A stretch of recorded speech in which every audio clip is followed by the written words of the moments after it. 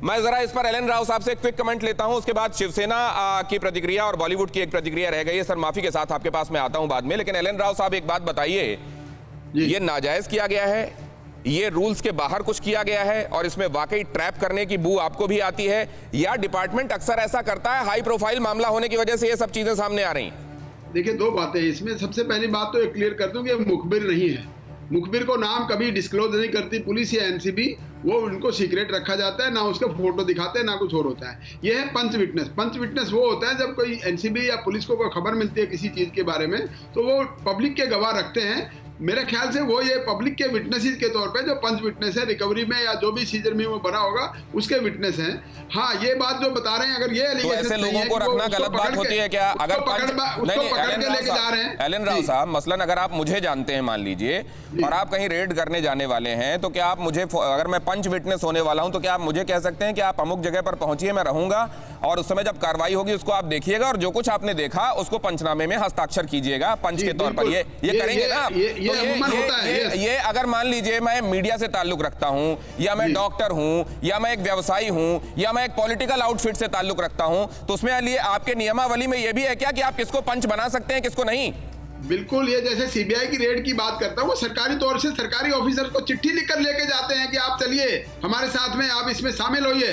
तो ये नियमावली में है, अगर किसी विटनेस को लेके जाना है तो उसको शामिल कर सकते हैं, लेकिन वो विटनेस उसके अक्यूज से किसी से कोई रिलेशनशिप नहीं होना चाहिए। ये भी बात है, वो इंडिपेंडेंट, इसको बोलते हैं इंडिपेंडेंट विटनेस होना चाहिए। लेकिन यहाँ पे एक एलिगेशन जो बताया जा रहा है, इन बातों से क्लाइड क्रेस्टो को जवाब मिलता है या उनके पास कोई और बात है इस पर कहने के लिए? उनके पास जाऊंगा, लेकिन मैं फिलहाल संजय गुप्ता जी के पास माफी के साथ जाना चाहता हूं। संजय जी, बात दरअसल ये भी है कि एक तरीके से गठबंधन के ही तीनों सहयोगी आप बैठे हुए हैं, तो आप में से एक बात जो कह रहा है वो आपकी भी बात होगी, इसलिए भी थोड़ा विलंब से आपके पास आ रहा हूं। और कुछ ऐसा इस समय का संयोग है कि भारतीय जनता पार्टी की तरफ से जो रिप्रेजेंटेशन यहां होना था वो डिले हो रहा है। तो मैं आपसे ये जानना चाहता हूं, क्योंकि आप काम कर चुके हैं भारतीय जनता पार्टी के साथ बहुत समय तक, बहुत क्लोज रहकर, कि इस मामले में सियासत कितनी है और मैटर ऑफ फैक्ट कितना है? देखिए दिनेश गौतम जी, के आपने जब ये डिबेट शुरू की तो सबसे पहले एक बात कही कि इस केस के अंदर उगाई करने के लिए इस केस को बनाया गया या आप छोड़ने के लिए इस तरह का कुछ पॉइंट दिए गए, इस तरह से आपने डिबेट को शुरू किया।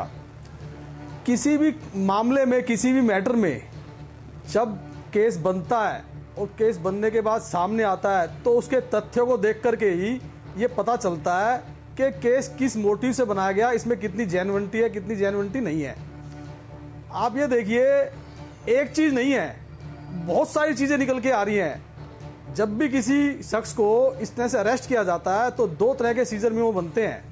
पहला, उसकी अरेस्ट कम सीजर मेमो, जिसके अंदर उसकी जमा तलाशी में जो भी कुछ मिलता है उसको सीज किया जाता है। इस केस में सबसे अहम मुद्दा, सबसे अहम चीज़ मोबाइल फ़ोन है। उस फ़ोन को इन्होंने सीज नहीं किया, सीजर मेमो के अंदर वो लिखा ही नहीं। ये सबसे बड़ी एक कमी है इस केस की।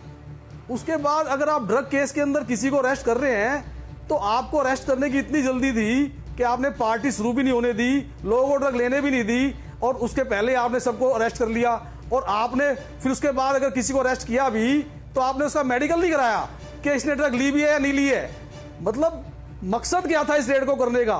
इतनी जल्दी क्या थी सबको पकड़ने की? और थोड़ा सा तो इसका जवाब लेता हूं। एलन राव साहब, इसका जवाब अगर आप समझते हैं कि वाकई चिंक्स हैं तो आप कहिएगा कि हाँ वाकई ये लूप होल्स हैं, और अगर आप समझते हैं कि लूप होल्स नहीं है, प्रोसीजर के तहत ऐसी गुंजाइश रह जाती है, तो भी बताइएगा।